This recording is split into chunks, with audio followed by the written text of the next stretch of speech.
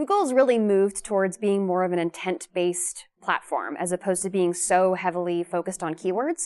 So this is a really great opportunity to understand and utilize their experiments feature because people are starting to realize they can't run things the way that they used to, but just completely overhauling an account is a little scary too. So I really love relying on experiments for this because it makes those changes a little easier to understand.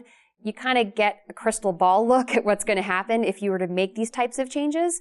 So I would say that one of the biggest issues with that is that a lot of places don't use experiments enough to understand. It takes the fear out of making large-scale changes to your account, and it also really teaches you how Google works nowadays without having to just give up all of your control. One of the things that I try and take people through is not just how to use the experiments feature, but the most common ways that I use them. There's a few ways that I always use the experiments feature in practically every account that I run. And they're very low-risk ways to understand, hey, if I just change this one setting, what would actually happen?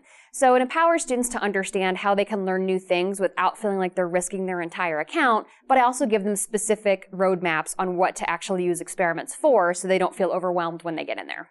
I really like teaching other ways of thinking about marketing, and I feel like Google Ads Experiments is a really, really interesting way to continue to test theories and ideas of marketing that would be a little too difficult to try and do manually. I like how it automates everything, and it was really important to me that students understand the power of this feature and how it works so they don't feel stuck running things the way they always have or feel like they're having to give up a ton of control by just switching everything over.